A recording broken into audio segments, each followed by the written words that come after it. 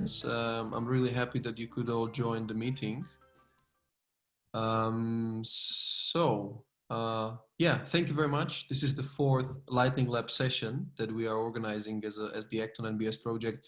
My name is Jura Jurig. I'm working for GAB Foundation. We're based in Basel in Switzerland, and I'm director for Nature-Based Solutions program. As I mentioned, this event is organized by the ACTonNBS project that is focused on nature-based solutions and how nature-based solutions could help cities to adapt to climate change. But we also do focus on livable and sustainable cities. And today, the focus of the presentation is exactly that, is how to make cities more livable, more sustainable, with less people in a way, which is a very interesting idea of this project, to provide more room for people.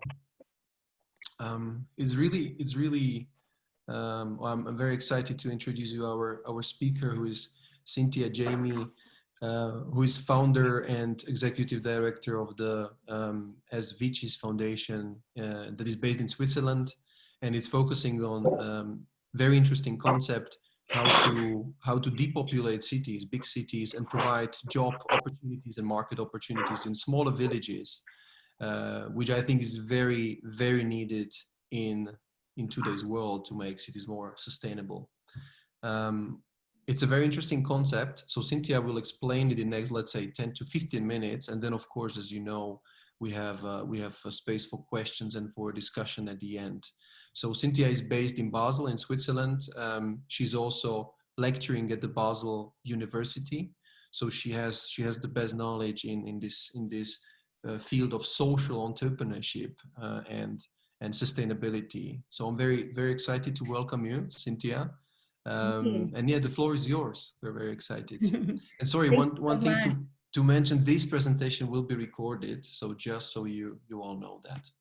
Thank you. Thank you for the nice introduction, for the invitation to this lab. And well, please allow me to guide you to a journey. I will share my screen.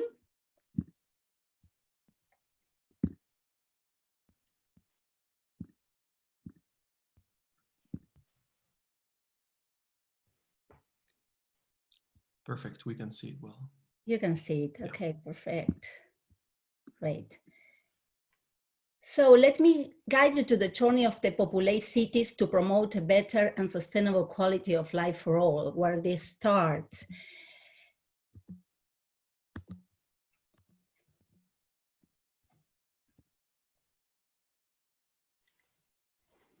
We've seen in 2013 a global challenge, witness what happened in our world. And we reached the peak in 2009 with 3 million people migrated, 3 million people migrating per week to cities around the world. There was also seen how this social and economic impact also in Europe. We see the immigration in Europe coming from East, for example, or also were measurements of what happened in the most deprived urban areas, and people were living in poverty line. There was also an impact, an environmental impact, with 80% of global energy consuming 60% of gas emissions and 70% of global waste from the cities around the world. What was the response to all these situations? Well, there was internationally assumed that people want to live in the cities, and that is why cities were growing. And there were some measures that were taken, and as you know, the smart cities, the resilient cities, how to do with migrants, what happened with urban poverty, and how to make it more intelligent, etc. But what happened with rural depopulation? Well, on the other side, there were also villages trying to survive. There were very creative ways of making to be repopulated, as for example, selling houses to €1, symbolic prices, or paying people, even paying people so they can be repopulated. And we ask ourselves, people flee for their hometowns because they love cities? Is it really so? At that time, we started studies and asked ourselves what were happening in the villages, in the rural villages, where they were repopulated. And sometimes we saw three things. One, there was the attitude sometimes not really quite welcoming. Some other times there were like not really mapping where they were the business opportunities, and some attempts failed. And the other times there were like lack of infrastructure, homes, that were for providing education to be repopulated, as the usual problems of infrastructure. And then we saw also that this can be the needs or the basic where you can make it sustainable. You can make, if you provide a welcoming attitude, the business opportunity, and an adequate infrastructure and a home, then you can make a sustainable match. And we create that as the three pillars for relocation. We created a foundation with this vision and mission. We focus on territorial balance. We see that there is a need to release the pressure on cities by reverting the migration from the countryside to the city and invest where the problem begins. That means in the rural areas. Also, we are focusing on creating sustainable programs to repopulate and to promote the rural migration reversed. That means from the fast-growing cities to the small villages. There is the Welcome to My Village program, where they have these three pillars, and we create first the rural town profile with a welcoming attitude, this assessment, business and home, and on the other side as well, the welcome business as home, willingness from the remigrants or potential remigrant, the business skill set matching, and the home infrastructure need that would suit. And in this, we create the matching process based on the first created the profile step 1, step 2, and very important on the step 3, we provide them facilitate a sustainable match over 30 months with coaching and mentoring, so this is achieved. That's what started the journey. The real journey started with the pilot, which is Santa Fe, Argentina. Argentina is the country with the most rural urbanization, rural depopulation, 8% of rural, with a huge country. And we create a public-private partnership with the government of Santa Fe and choose an area with plenty of villages being depopulated in vicinity near Santa Fe and Rosario cities growing fast.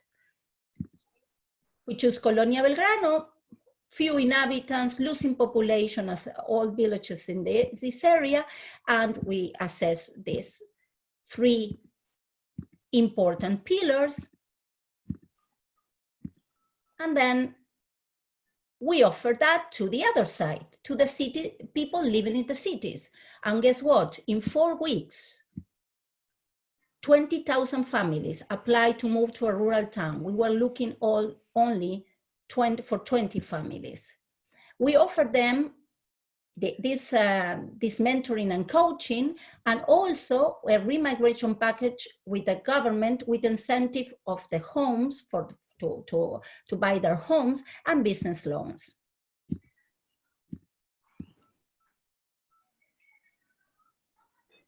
Where were their families? The families live in the areas and were willing towards a change, the skill set matching the opportunities, and they were also matching the availabilities of the homes and infrastructure. Very important, no business has a direct relation with the agriculture sector. That was decided because we wanted to prove that it's not exclusive for only for agricultural business to repopulate villages. It's a myth. And there are all these families has businesses that they were doing in the city, like services and production, and they developed that in this village. The results are amazing. In the village in the first year grew up to 10%. Remigrants increased their income by 40%. And the new businesses were 23 in 3 years. We measure also a job growth and the population growth organically. That means without the help of mentoring and coaching externally from our foundation. There were more homes, there were more homes built, there were more plot of lands available, and the economy growth very dynamically. We achieved with this, we tackled with this program 9 of the 17 Sustainable Development Goals. The worldwide response was also amazing. 300 media appearances in the time of the pilot and the scale. And 200 of these media appearances were in the 6 last months regarding COVID. It was showcased also in many universities and presented at the World Resources Forum and the UN Habitat. With COVID, the fragility of cities were evident and thousands of people flee cities for a quieter, better life. And of course, this has a response or an impact in our market demand. And so weekly, 350 people and 7 rural villages applied for the VICIS program.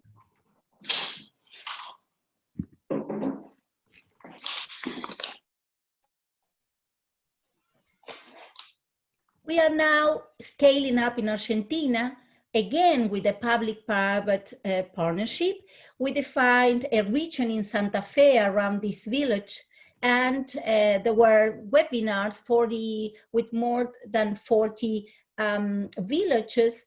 And now we are planning a sustainable repopulation of 20 rural villages. I want to share with you our analysis and conclusions of these past 7 years. We've seen as a structural breakdown in rural areas with the tinification of the countryside and also due to climate change. And there is no local solution or response allowing the population to remain. The families migrating, they were forced to migrate towards cities where they often do not find a future. The erroneous assumption that no one wants to live in the village is installed at the global narrative, and then that happens. The cities were absolutely overwhelmed by the capacities, and they were overcrowded. And at the same time, the villages losing their population were trying to visualize, they couldn't visualize their potential, and they couldn't stop their exile. They try selling houses, as you've seen, or paying people. At the international level, we see the migration become visible, and they were leading also desperation actions that we have witnessed in Europe very often. 60% of all the immigrants who arrived to Europe have mobilized for economic reasons. This is according to the European Commission assessment.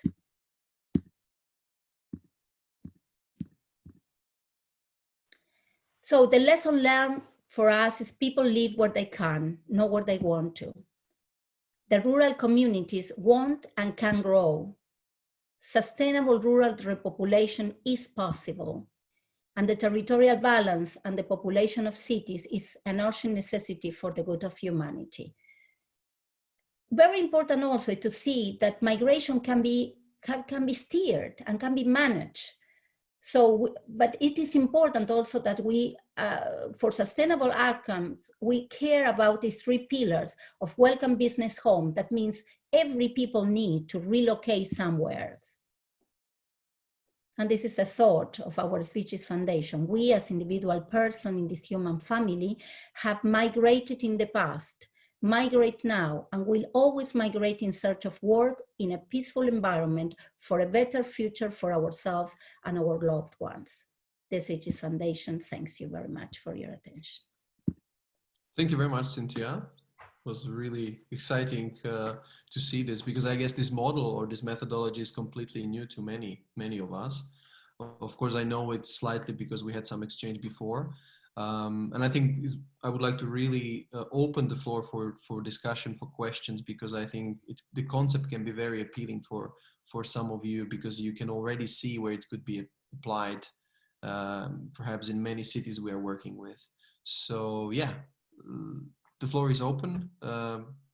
Please just ask a question if you have one. You need to unmute yourself. Claudia, go ahead. Yeah, I was raising my hand because I couldn't find the button here. Thanks a lot, Cintia. It was really interesting, and thanks you for organizing it. As always, it's it's really enlightening, this Lightning Lab.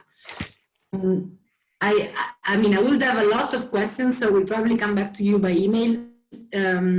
But yeah, so far, I just want to share. I mean, we are working on a kind of a similar project, actually. So in my department, we are working, maybe you heard about it, at the Ruritage project that we are, it's called Ruritage. I can maybe write it in the chat. Okay, that would be perfect, yeah. It's an Horizon 2020, so it's a project funded by the European Commission. It's a 4-year project that we started in 2018. It's pretty similar to the nature-based solution project. So it's 10 million, and we have several case studies around Europe and beyond. But that's exactly about rural regeneration.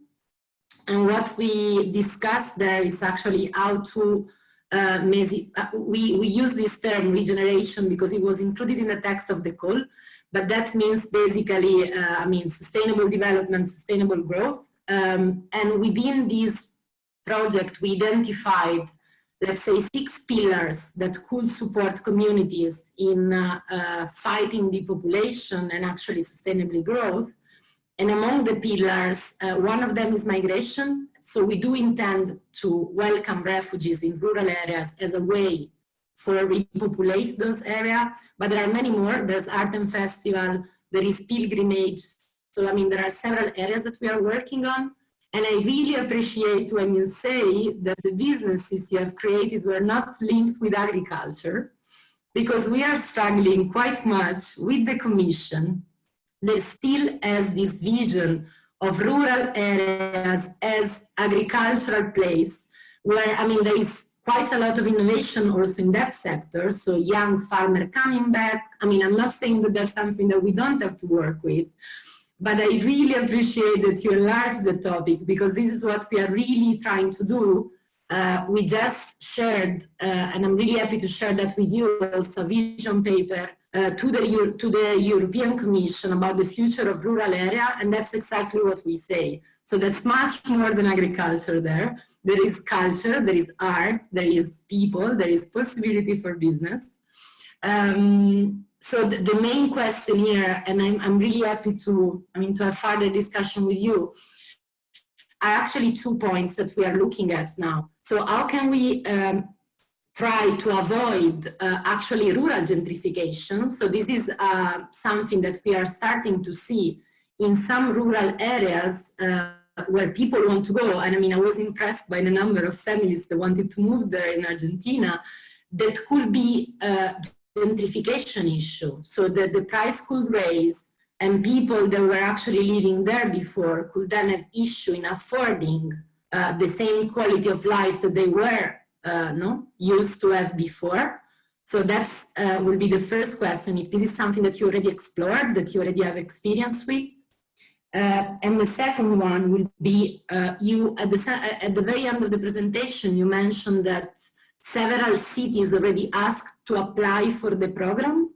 So I was just wondering, like, how does it work? So there's a city that applied to you, and then you prepare the plan that you show us.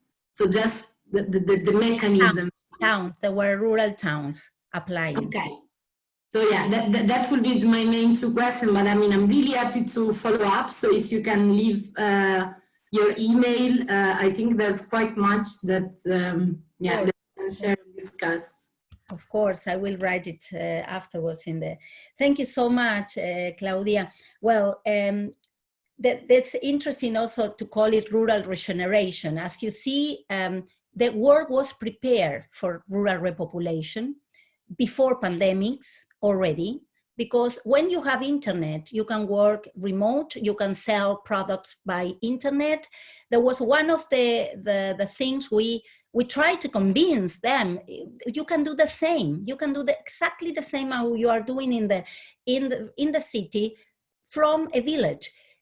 So we have families that, for example, were a textile, working in textile. We have 5 families in textile production that were the children that were going around the table in bicycles, that were forbidden to go out. The cities, the fast-growing cities are very dangerous sometimes, and this is a very difficult situation to live. So these families didn't think twice when we said, if your business plan is working, we are going to say to you it's working, or please save your money, it's not working. So they were they find comfort in to be accompanied in this move. This is first thing. And this related to the non-agriculture, that was very important for us, because there was also this narrative, if you don't have the land there, then you don't have any prosperity. And this is a completely wrong thing. And now you see it in COVID, people were fleeing out the cities and doing their work and trying to do the same things. I mean, there is always a way. And this one we wanted to prove. On the other side, for the prices of this was, we saw it that. We saw that the prices were increasing. Imagine that when we were there were only 4 housing were for rent and temporary, because they were for these agricultural people that work only seasonal. And now there are 27 houses rented in Colonia Belgrano, only 3 years later. So, of course, there is an amazing demand also for, and this has to be managed. It has to be managed. It is a small community. You have to say also this is an issue. And this issue is one part of the, how do you want to grow? How do you want to grow? Are you part of this community that want to be part of this development? Then you have to put your share. And this is part also of, the discussions you have to make. This is not an easy thing, because it comes, again, the common, the wealth, the situation that we in favor of everyone, or the personal, individual gain, right, in this situation. So internet, I would say, this is the very most important thing we use for our narrative. You can go wherever. With internet, is now possible that we have this conversation and we work with this conversation, and also you can sell things, and being productive in a village is much more you can produce in a village.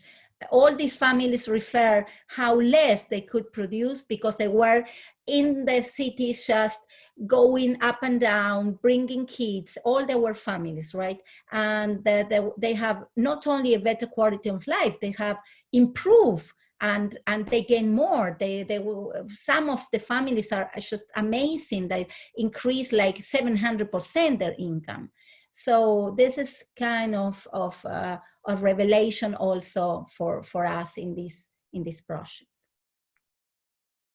Great. I don't know if I answer all your questions. Claudia, was your question answered? I assume you will connect after this meeting anyway. You have, I guess, a lot to discuss, which is great. This is the purpose as well, to connect people. So I'm very happy to see this link right after the presentation. Yeah, maybe other questions other people would like to ask? I'll take a question. Hi, Cynthia. Lovely to see you again, as always. It's very inspiring. Congratulations on what you've achieved so far. I'm interested in, you talked about your public-private partnership. I'd be interested in just who are the important partners to actually help you, get this off the ground and make it happen. Because I assume you've got people in the cities, people in the rural communities. It can't all be just within your foundation. And also something around the flows of funds, just in terms of how much it costs to get such a program working, and like a cost benefit analysis in the round to say, in the end, it saves everybody money because you have less crime or you have less unemployed or whatever. So something at that sort of level would be really interesting. Fantastic. Well, the public it's at different levels. You have the public already at the level of the rural town. Rural towns are part of this. They put also not only their efforts, but also put money to cover the teams. At the level of the regional or national, it depends of the country. The regional, it's in this country, Argentina, the province of Santa Fe. They are giving funds for the construction of new homes. Also some land, plot of land, we are federal lands, they were also giving. They give loans for microcredits or subsidize the interest, which in Argentina is very high. And they also participate in the cost of the teams and the cost of the project. And the private sector, of course, is mostly for the to support the teamwork and the project cost at the level of coaching, mentoring, of many of the events that are given in the rural townships to plan the development in the future. So they are very few percent compared to the whole cost, which mostly is in Argentina taken by the government. This was, and how the funds goes, it's always internal in Argentina, because it goes from, for example, the operative is the regional, puts the money into the community, and the community executes, for example, the construction. This is the way it goes. Or we have a partner where we make the team operative, and the money flows to this local partner, which is transparent, recognized, etc. And so they are paid locally. So this is the way the operations flows. Okay. And in terms of those partners, for example, you said you had 20,000 families apply. Yeah. Surely you must have had agencies in the cities who already work in these areas of deprivation, who have relationships with the families. You didn't go around putting posters up on, boards.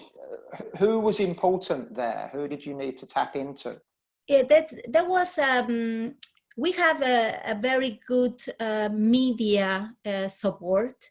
It is one of the things that made it really big, because it was absolutely a niche that we tackled. We didn't pay the media. Media was attracted by this idea, and that was a niche, and it was obviously a niche. And then it was one of two newspapers started to talk about it, and then suddenly in 4 weeks we have 20,000 families.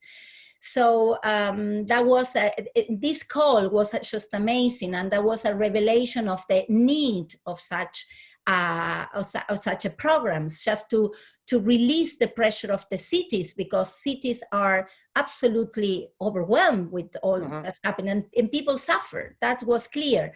And there were like a call for a village, not to this village that everybody knows, a village. They didn't even know where we put Colonia Belgrano in the map. There was, nobody knew this village before.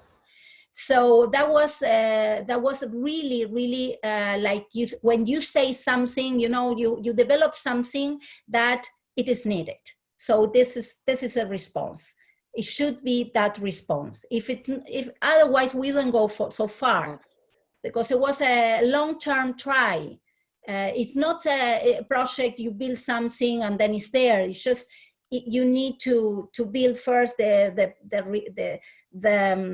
public-private relation with the government to build the trust. Then you choose the village. Then you put them on the mode. Then you look for families. Then you accompany the process, and then you see the results. So on all this process, it went many years. So yeah, and it never went down, the idea, and it was all the time something going and going, ongoing. And now we have the COVID, and of course, completely media attention, because in a dream, everybody wants to be in the green area and wants to see an horizon and wants to see the sunset. And so this is what happened in the humans, and to be deprived by that, it is a circumstantial thing, because it was never, in the history, we never had the idea of densifying so much as a good of humanity, and that was promoted, that was thought that we have to be densified to be more, to develop, actually to develop. And there was like, yes, the rural villages were seen like, oh, you know, we don't need to invest there, and which is the opposite. If we don't invest there, we will have a huge problem to solve always in the cities. We have to invest, and we have to achieve territorial balance. This is our aim. So we have to create regions where cities can flourish. Well, flourish because they have regions, they have green, and they have regions also flourishing with a balance between them. That's our vision for this world. That is really cool. Well, listen, thanks. I'll pass it back to the floor. But just as a final point, you must have changed the lives of many families there. You must have some very good friends in the village now, no? Yeah, it is just amazing. It is just amazing. We are really proud, and that is why we have the willingness to do it further. The changes are amazing.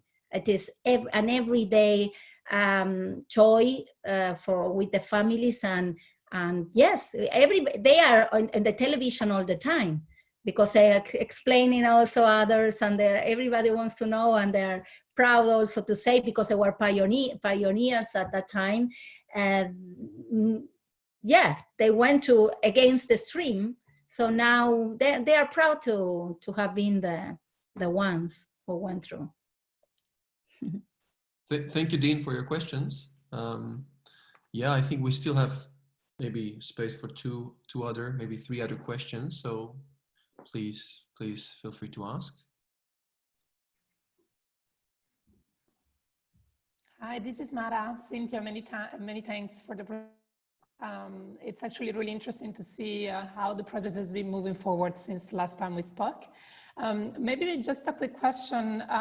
Do you start, considering the experience you gained so far in Argentina, do you start to see interest also from other countries? I'm even thinking about Switzerland, considering some of us are based here, but more broadly from countries who might not come as, you know, first potential geography, I would say, but as you show at the beginning, also on the through the, you know, articles and magazine, you show there is a lot of needs also in some countries. I'm thinking about Italy and some of the others. So many thanks. Yes, I've been in contact, perhaps because of the language, or because also there were articles written in El País, which is a very good newspaper in Spain. We have been contacted a lot from many organizations in Spain. And they were also willing to our program. And there is, as you know, I mean, Spain is, there are regions that are completely depopulated, and they want to repopulate their villages. And there were also some contact with the regions of Molise in Italy, which are also paying people to go to repopulate 104 villages. And yes, we have been contacted, and we are also planning to deploy this program once in Europe. Now we are in the next 2 years in Argentina, very well oriented, because this is very important for us to still learn the curve of our scaling, and we are well positioned there because they're well known, etc. But we are having different talks with and exchanges because we are going to prepare for Europe, and of course it needs time. We want to prepare that in the next year, in the next 2 years, with different contacts, and the preparatory steps. You need times, confidence, etc. And this is the time we will use, and then we will deploy the program with selections of villages, which is more the visible part, right, of the program. The program has a very structured way, preparations with partnerships and pre-selection of villages. Then we have the deployment of the program, and then the exit. When we start, we know when we go out. And this is also very important also for all the parties that are with us signing agreements. Signing agreements, everyone is signing agreements, the towns, the governments, and also the people moving to these towns, which is also part of the structure we give, right? The taking and giving, it's always a balance. And this is also very, it's a methodology in our program. Thank you very much for your question, Mara. Elena has a question, I know. Elena, yeah. please.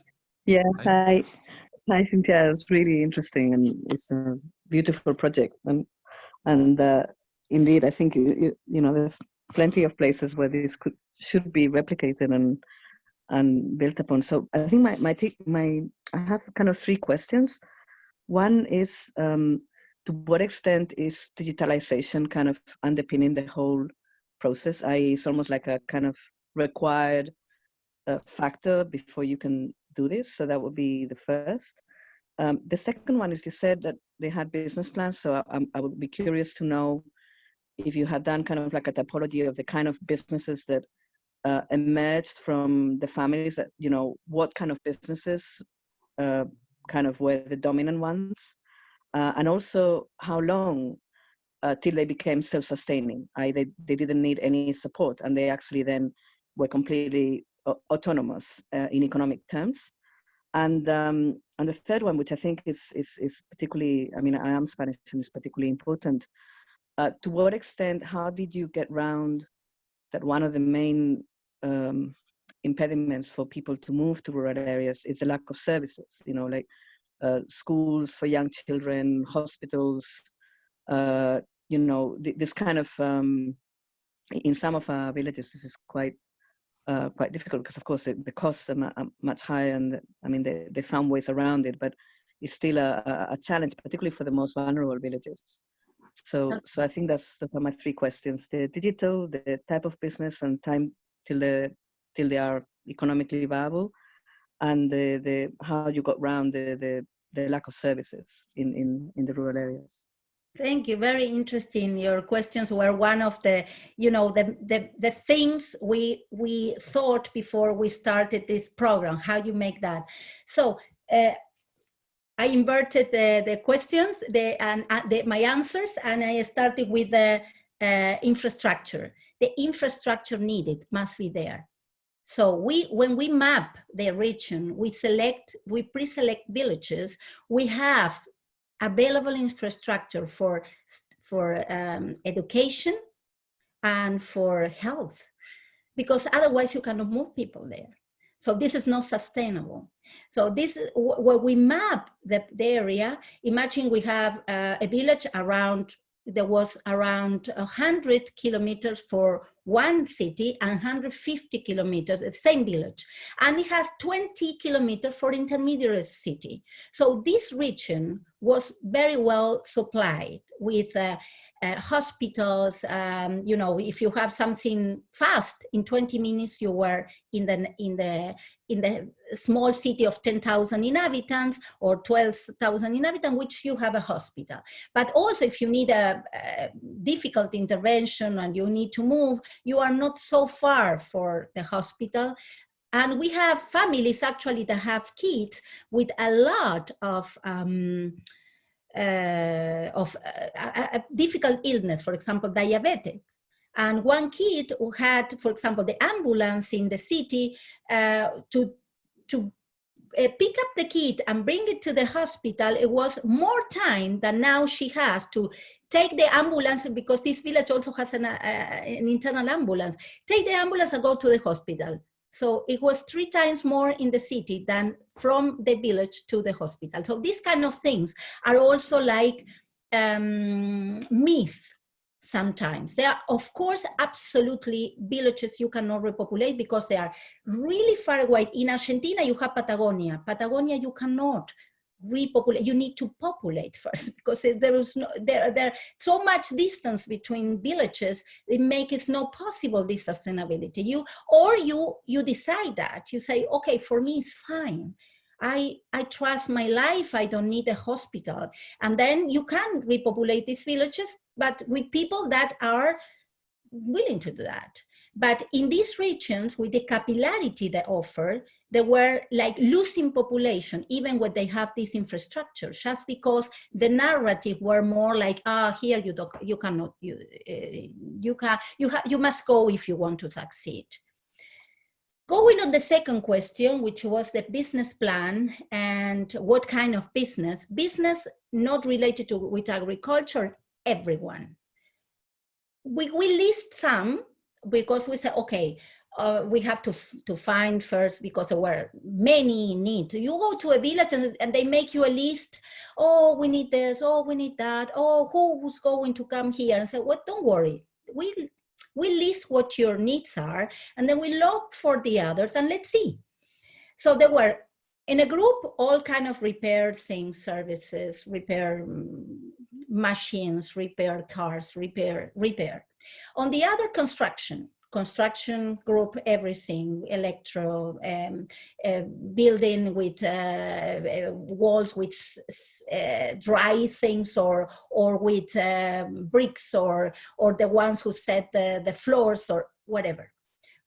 Then the textile, nobody said, well, we need someone producing pairs of shoes. From the village, they don't say that, but we say, why not? Why not? So we look for textile pole, and there were like 5 families doing that. And we say, oh, they have different segments of clients. So we said, there will be a very good thing to build. So that was our selection at that time. Today, they come with completely different things, which are services and products, and the village grew double of population with things that are needed not only at the level of the village, but also of things that you can produce and sell where you like. Less people know, for example, that Hermes produce in villages their fine stuff. There has like 9 villages in France producing that. So there are things that you can do and sell internationally. So this is not written that you must produce near a city. On the contrary, sometimes it's better not to be there all the time. So The business plan, how long? We have a process in which we have 6 months very intensively. In this moment, when we defined, okay, these families, pre-selected the families, and in this pre-selection in the trainings, we find that is fine, the business is there. And on the other side, the villagers say, we like this family and their business, then it comes the part of implementation. And in this implementation, 6 months are very intense. And in these 6 months, they have to prove that this business is working. And this is a completely start. I mean, it's like a shooting star, because you have to look for clients. We have to deploy your business plan. So this is the moment where we're mentoring the most. And then it comes another 18 months. The next year is of course, our consultations, etc., with mentoring every 15 days and in groups. And then you look that the associations are growing and they are stable, and also that the integration with the neighbors is there. And then it comes the exit, where they call you if they need. And actually it happened. It happened that they call you afterward, they realize, I need more education in this sense. And then it happens after a period of time. So this is the way it works. And they didn't need more than the normal things that you give to a company. When you go to install your company in a place, either you are attracted by tax reductions or subventions, but very low, because otherwise it's not working, right? So it's the first 1 or 2 months, and then it should work. Because if it's not working at the beginning, it is a problem at the end, right? Because who's going to support so much?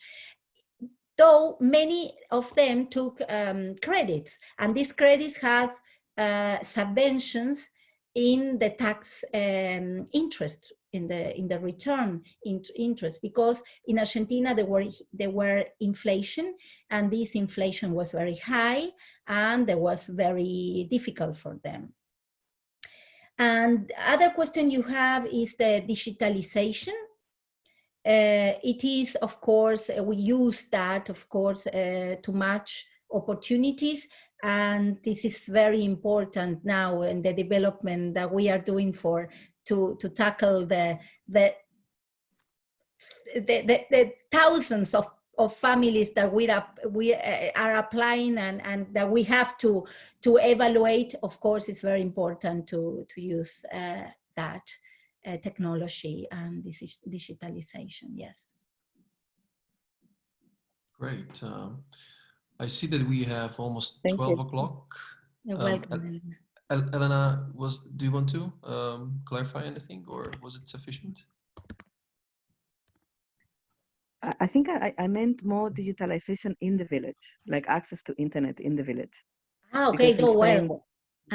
Yeah, because in Spain, one of the big issues remains the access to high-speed internet in the villages, which I think could really help. And also there's been some issues of, it's just difficult. Absolutely, Elena. Absolutely. We mapped that this village had internet. It hadn't the best one, of course. And with the program, there was investment for the optic, the best. And so now we have been having many interviews and etc. in the village, and they have better internet than we have at the moment. So that was part also of the important, because imagine that all this change of this idea from the very beginning, there was with the hand of internet. We thought different.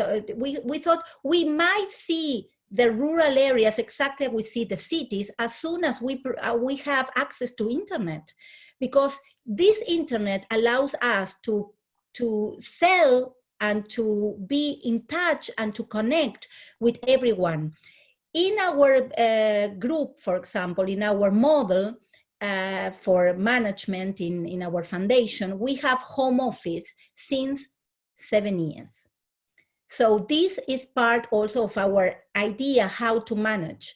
Our teams are in different places in Argentina, are not only in the near of this village or in the village, they are located in different places, and we are always in contact with time schedule differences, Latam, Europe, but always in contact with the internet, with the digitalization of everything. So at the very beginning, there was also the families, was also the training was with Zoom in 2015, 16, 17, 18, and now it's normal, but we have been using that with our families before. And with the village. Perfect. Great. Yeah. Mm-hmm. Very impressive. Mm-hmm. Great. Yeah. Yeah. Without the internet, we would not be able to function in any way now, right? So it's really great we have this opportunity. We have to close. I'm afraid. I think. I mean, I would be happy to have a beer and to have a discussion way further. Cintia, let me know when you launch this project in Switzerland. I would be very happy to relocate myself to maybe a small village in Graubünden or Canton Vallis. That would be amazing. I'm still exploring this somehow. So fantastic. We can definitely use it even here. And I think for all of us, for the ACTonNBS community, we can maybe think how this methodology could be used in our work when we are working with cities and we're helping them to adapt to climate change. I guess obviously, I mean, cities will not need to grow so much if population is repopulated, right? To smaller villages. So we don't need to take more nature. So this is obvious link to our work, but maybe there's something else we can think about later on. So thank you very much, Cintia. It was great to have you. We will share the recording of the presentation and of the whole session with you afterwards. And if any one of you is interested to connect with Cintia, I think let us know, because now I don't think we can send your email maybe to everyone, but maybe get in touch with us, with me or with Andre through the ACTonNBS website, and we can make the link. Thank you very much. I'm absolutely open to questions. I send my personal mail there.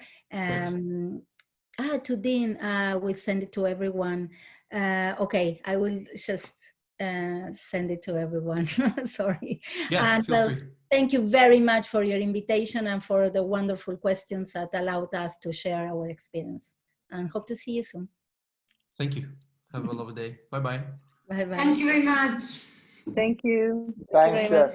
Bye-bye. Bye-bye, Juraf. Bye, Claudia.